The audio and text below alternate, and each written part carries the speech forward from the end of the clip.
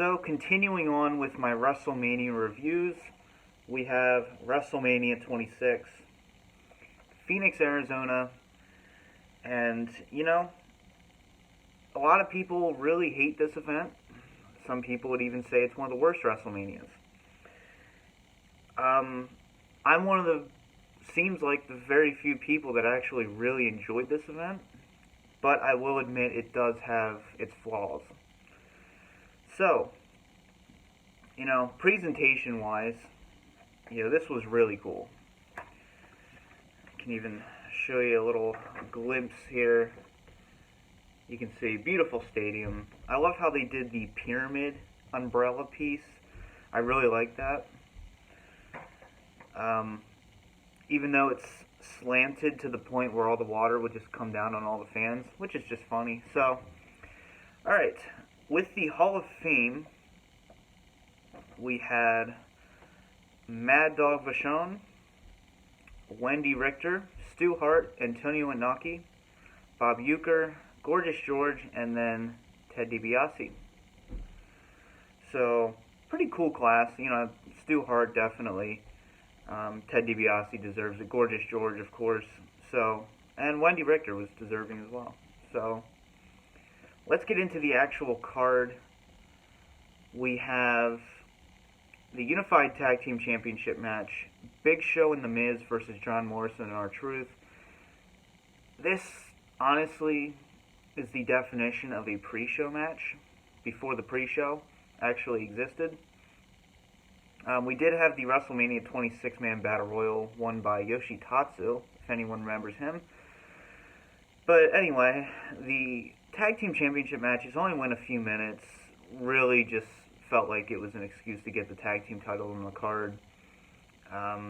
It's not really disappointing because no one really wanted to see this match regardless. But really not a good way to start off the night.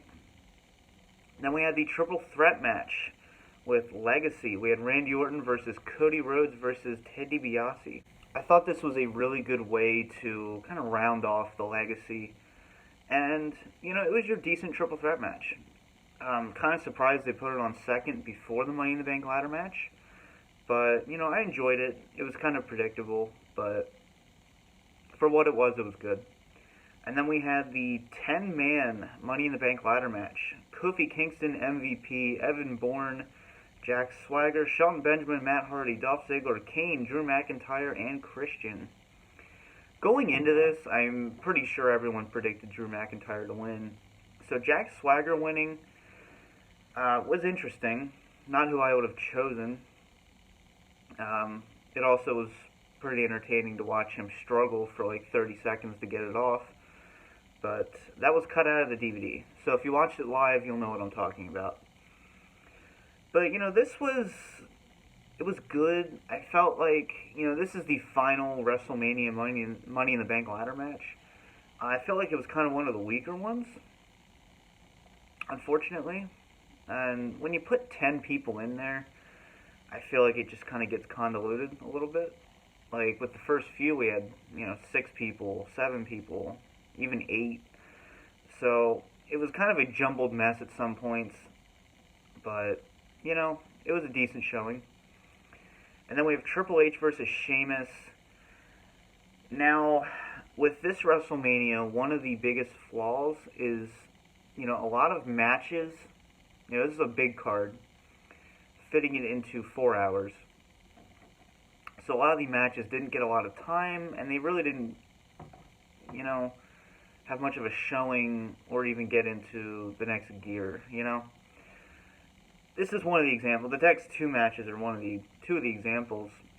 Triple H and Sheamus, even Rey Mysterio and CM Punk.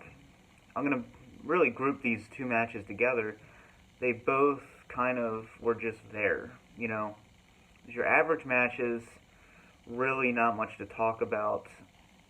They were good matches. Like, it's pay-per-view quality, but I wouldn't say it was WrestleMania quality. I feel like if you would have knocked a few matches off this card, we'll get to that one next. I feel like if you knocked a few off, you could have given these ones a little more time to build. So, kind of unfortunate, but whatever. Okay, the no-holds-barred match. Bret the Hitman Hart versus Mr. McMahon. I wonder how much they paid Bret Hart for this, because he once stated in an interview that he would never resort to taking money with anything involving the Montreal Screwjob. He would never resort to a storyline, because it was a real event that happened. I don't believe it was a work. It's not some conspiracy. It happened. But, yeah, this was just brutal. I knew it was going to be very limited, but it was literally just the Hart family coming out, having their way with Vince, and then basically just chair shot after chair shot after chair shot, and after even more chair shots. So this was not a very entertaining way of going about this. I was actually excited to see Bret Hart in his wrestling gear again, which we didn't. He wore his jean shorts and leather jacket. This is just, to me, this was the low point of the event, and it sucks because this really brought it down. It was a good storyline going in. It's just, either way, I just don't feel like it worked. The whole thing just didn't work. So, yeah. Next up, we had Chris Jericho versus Edge for the World Heavyweight Championship. As we know, 2010 Rumble, great event. Edge came back and won the Rumble, and he, chose Chris Jericho as his opponent. And this was a good match. I felt like the crowd really was not into this match until, maybe the last quarter of it, which is unfortunate. But, I liked it. I think the wrong person went over. I really think Edge could have had his moment here and won the world title. Not really sure why they didn't do that. Jack Swagger cashed in anyway. I think, later on that week. So, maybe that's why. Maybe they didn't want Edge being cashed in on. But this was an intriguing storyline, because obviously they were once a tag team, and then Edge, I think it was the ACL injury, took him out. So, good match, and then, of course, you did kind of have a happy ending, because he speared Jericho through the announce table. 10 Diva Tag Team match. Mickie James, Kelly, Eve, Gail, Kim, and Beth Phoenix versus Michelle McCool, Maryse, Layla, Alicia Fox, and Vickie Guerrero. This is the definition of a piss break. Go get some food, take a shit if you need to. That's basically what this match was. This was just... It's not like it's horrendous. It's just... Why? It's just a way to get the women on there. Next up, we had the WWE Championship match, Batista versus John Cena. Summerslam 2008 rematch. And I think this match was actually pretty good. I like the heel Batista a lot. I think he works great as a heel. And this match worked really well. Very predictable. I would have actually liked to have seen Batista retain. But, of course, you had, John Cena, reigning supreme, Super Cena at the time. This was when Super Cena was at his best. And, so yeah, decent WWE title match. And then finally your main event, Streak versus Career, Undertaker versus Shawn Michaels. And, pretty cool that this was the main event. I actually didn't think they would do that. But, with it being Shawn Michaels' final match, and this obviously going to be the match of the night, there's really no question about that. They made the right choice by putting it on last. And, this is fantastic. I didn't quite think it was as good as 25. Obviously, it had a better story than 25, but 25 I felt was just a better structured match overall. And, it's not a bad thing. This is still a fantastic match. You could debate for hours on which one was better, and there's really no right answer. It's just a matter of opinion. They're just that equally good.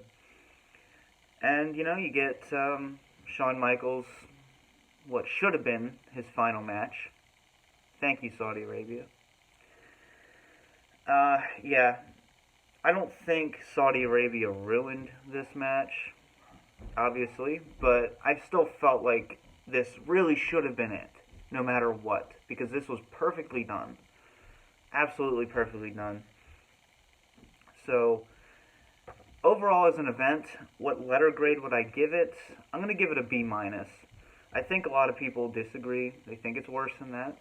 But I stand my ground on this being a good show. I really enjoyed it. It's my favorite WrestleMania of the PG era, which is basically July of 2008 to probably around 2014. You're getting more into the reality era there. And then, of course, now the new era. Whatever. Too many eras now. But still, great WrestleMania. Let me know your opinions down below. For now, peace out.